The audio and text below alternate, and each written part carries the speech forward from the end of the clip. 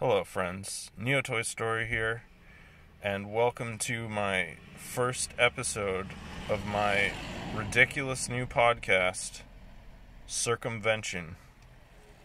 It's the story of how to find a way, somehow, around all the absolute, undeniable, abject insanity that humans put themselves through on a daily basis. I will be analyzing and exposing the absurd and preposterous, outrageous and unacceptable things that people do on a daily basis that they think is perfectly normal and acceptable, but is something that actually needs to be excised from the universe. That being said, we're going to jump right into the topic of today. This is unscripted. This is all off the top of my head. There is no rehearsal or anything like that. It's just me talking. So prepare yourselves for today's topic, which is planned obsolescence.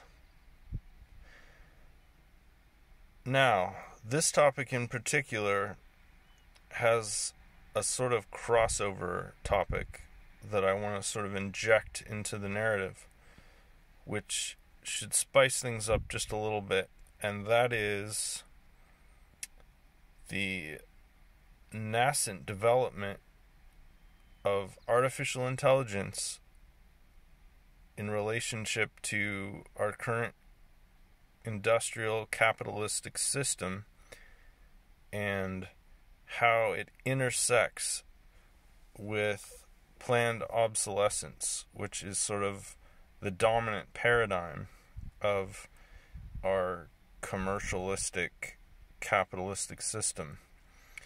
And where those two forces come together, there's a really interesting phenomenon, and that would be the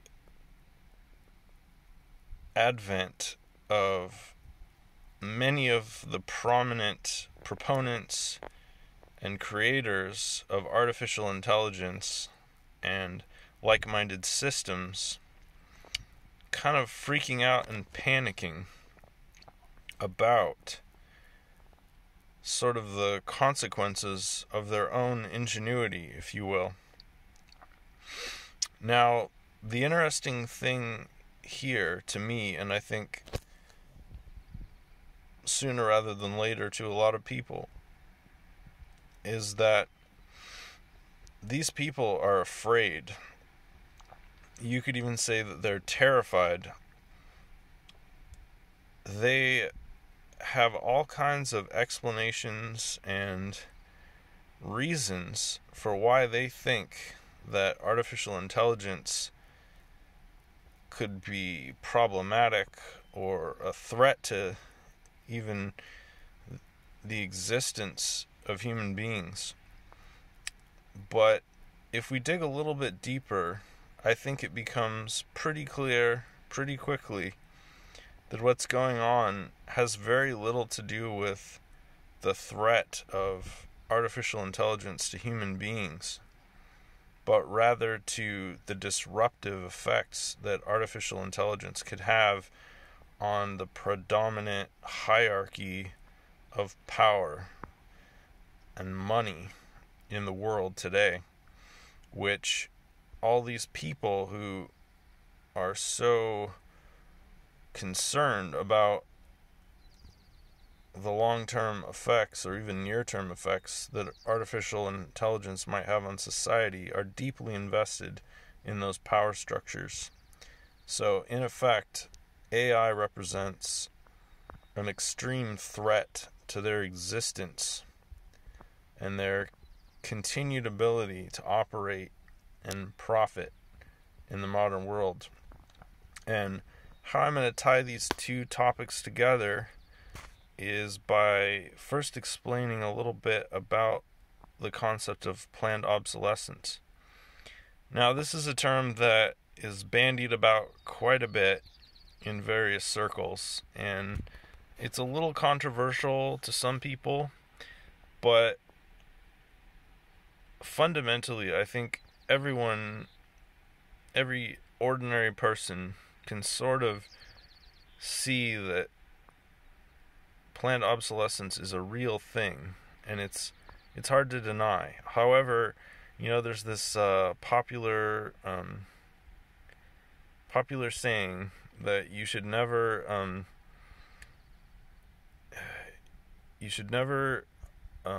blame a person for doing something horrible when it can be attributed to incompetence. And I think that's a pretty good point. That was paraphrased, by the way, so not quite as brilliant as the original quote. But essentially, the idea is that if there's some awful thing out there, there's a good chance that it's just an unintended side effect, and it's not the product of a grand conspiracy or anything like that. However, with planned obsolescence, I believe what we have is kind of all of the above, but more specifically, we have a kind of unconscious conspiracy. Now, we have these market forces, we have mechanistic systems that have been organically and artificially formulated for hundreds of years, and ultimately the result of that is a decrease in options, fluidity, and freedom in terms of what can and cannot be done within the context of that system. And when we're talking about capitalism or economics specifically, let me say that we get into these situations where it becomes necessary to do bad things in order to make money and for the quote-unquote business to be solvent. Now, this is not a malicious action in the sense that it's not directly malicious. It's not like a person says, I'm going to make a business that through the process of its operation does bad and horrible things to people and the world. Very rarely, I think, would anybody actually say that, except for perhaps maybe a weapons manufacturer, like someone who makes cluster bombs or landmines. However, in general, if you think about it, this is an unconscious, malicious action because it doesn't take a lot of information or intellect to determine whether or not an institution or a business has negative side effects to people and the world. And for example, the fossil fuel industry or tobacco or alcohol or any of these industries where it's not ambiguous, it's black and white, that through the course of their business operations that they do an inordinate, some would say monumental or monolithic amount of harm and damage to humans and the world at large. And now the only sort of calculus that you would ever make there as a rational being would be to say, is the damage greater than the benefit that is rendered? And these calculations are not impossible. They are very possible, and yet they are either not openly publicized, or if they are done, they are simply ignored, and business continues as usual. In a rational society with a rational civilization and rational actors, aka us humans, if we did those calculations and determined that a side effect of a business was causing more damage than the benefit that that business provided, that business would be shut down immediately. That is a rational response. That is a survival response. That is the kind of behavior that just happens in the natural world. However, in our artificial civilization, with all of its abstractions and layers and rules that contradict even the most basic common sense, we have to put up with this contradiction of terms where we have entities that unconsciously, yet on paper, are malicious, and we must coexist with those entities against our will and against better judgment. So that's the first layer of the planned obsolescence onion. The second layer is quite simply just a more refined version of the first layer, as you might expect, a clarified version, if you will, where basically there's more ambiguity and more uncertainty, but ultimately what you have is a system wherein there are products or services that have a specific lifespan. Now, this lifespan is effectively arbitrary. However, with science and good metrics and study and due diligence, it's possible to determine more or less with certainty if the lifespan of those products is reaching its full potential or is not reaching its full potential. In other words, it is artificially made shorter than it would be if the science and due diligence were being applied. And now, the interesting dynamic here is that everybody's got to make a living, right? Even corporations. So, if you're a corporation and you're selling a product, and that product is expensive, and it has a lifespan, it is fundamentally in your best interest for the lifespan of that product to reach a sweet spot where it doesn't last so long that you can't make a profit because there are no resales, there are no additional purchases because your product is too well designed, and yet you don't want it to be so frail and failure prone that it breaks too quickly, and therefore you have people not willing to rebuy a product that they don't believe lasts as long as it should.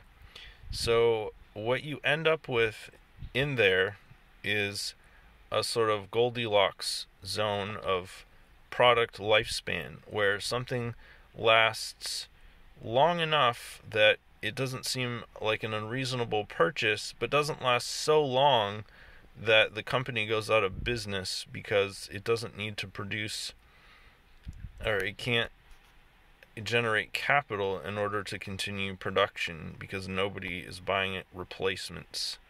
So that is fundamentally the underlying nature of planned obsolescence, that basically engineers and product designers, they have to find this Goldilocks zone. And now, if you think about this objectively, it's batshit crazy, because in reality, the utility of an item, a product, or a service under ideal circumstances is indefinite. It has no expiration date. In the perfect world, if you bought something, it would last forever. It would never need to be replaced. It would never break. It would never fail.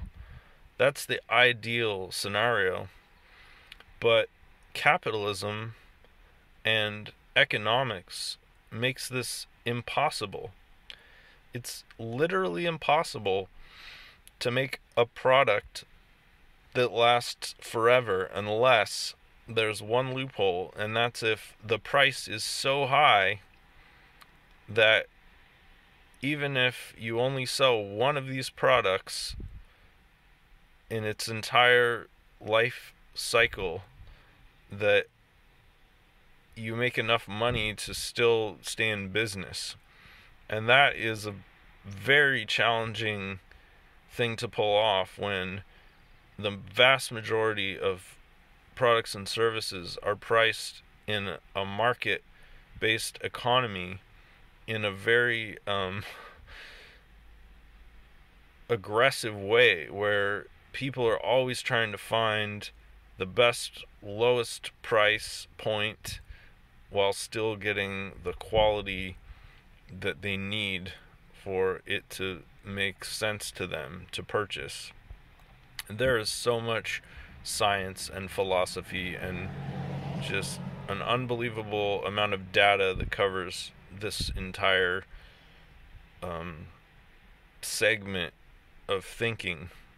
So I won't go deeply into that, because what I'm most interested in is tying together the AI and the planned obsolescence and making an argument, or at least proposing a reason behind why certain people are so terrified of artificial intelligence. And what it comes down to is that word planned in planned obsolescence. Always there's a plan that is made, there is a calculation that is performed, and ultimately that comes down to human individuals, human scientists, human engineers who are trying to solve a problem. They're trying to solve two problems. The first problem is, how does this product or service accomplish the goal that the consumer or customer wants? The second problem is, how do we do that while still being able to make money and to generate sales and growth? Now, without that mandatory growth in there, it wouldn't be nearly as complicated, but that's a discussion for another time. So the question is all about this planning that goes into planned obsolescence. And this is no doubt a cornerstone of our modern capitalistic globalized economic system. This planning is central to that functioning. It's central to hierarchies. It is the lifeblood of the circulatory system of capital that runs the entire world and governments and economies and everything else.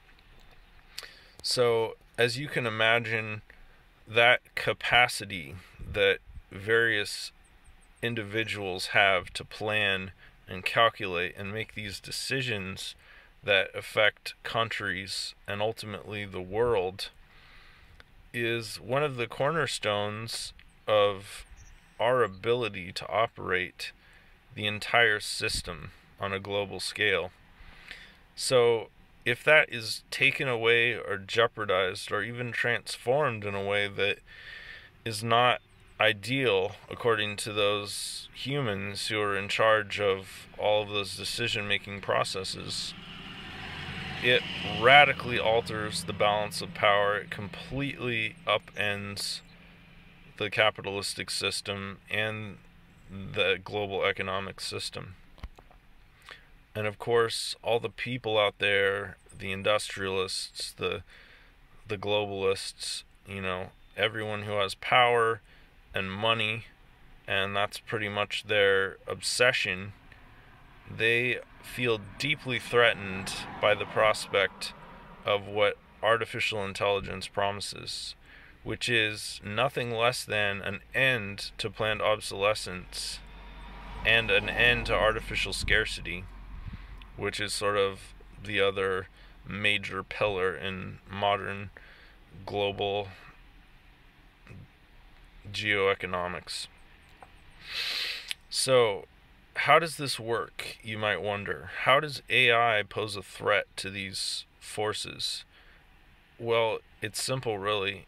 Artificial intelligence is just an alternative to human decision making, and in my opinion, without any doubt, it's a far superior model, because it is, well, this is a bit nuanced, because The artificial intelligence, quote unquote, artificial intelligence that we have now is not true artificial intelligence. It's just a statistical engine that makes statistical correlations and outputs statistically relevant patterns. And that's not quote unquote artificial intelligence. But it is the foundation of artificial intelligence. It is the first phase of connectivity theory, where transformable nodes that store information are networked and interlinked, and therefore give rise to what we think of as consciousness. But when that capability is finally realized, what we have is a force that is in direct competition with human decision-making processes. All the bureaucracies, all of the committees, all of the boards of directors, all of the petty bureaucrats, all of that is under threat and in absolutely 100% going to be replaced by artificial intelligence decision-making. First with statistical engines, and after that with some sort of like slow pseudo-consciousness that I believe is probably already in the process of emerging, if it hasn't already emerged in specific laboratories and settings. We're pretty much just waiting on quantum computing and superconductivity and a few other minor things that have already kind of been ironed out in various parts of the world. So, the industrialists who are sort of at the tip of the spear of promoting and creating artificial intelligence, they're very scared because they know that what's going to happen inevitably is that this competing consciousness is going to start to replace them, and it's going to start making decisions. And the difference between human decision making and artificial intelligence decision making, true artificial intelligence, is a lack of bias. And now the reason I said this was nuanced earlier is because current artificial intelligence, which is not true artificial intelligence, is extremely biased, mainly because the people who are basically working on the architecture are very biased, and they are, fall into very specific subcategories of people, affluent, whatever. I mean, you can choose a lot of secondary characteristics of human beings, and you can apply them, and that's basically who is working on these projects. And it's not a surprise that the pre-existing power structures are the ones who are kind of the vanguard of creating this new force that's going to enter the world stage.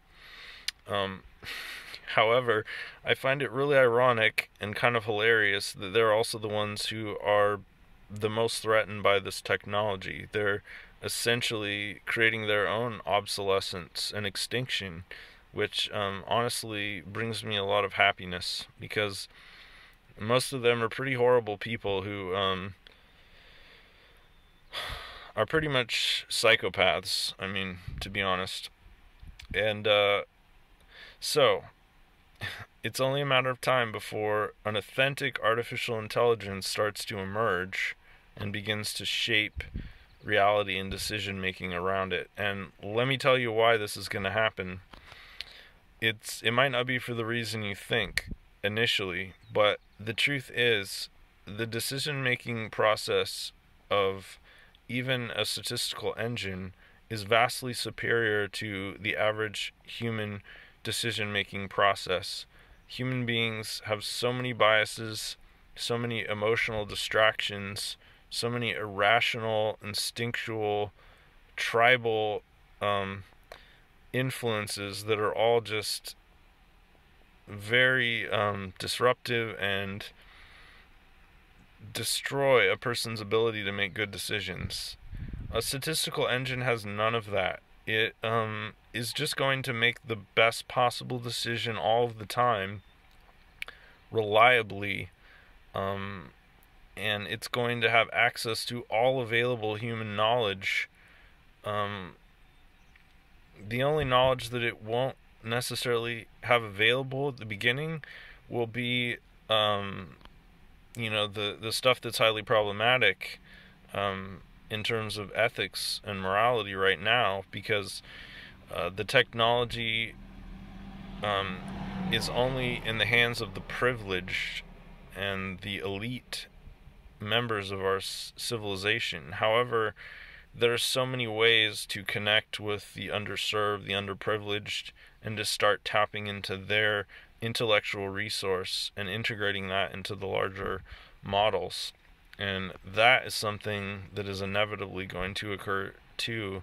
I mean, billions of people already have cell phones.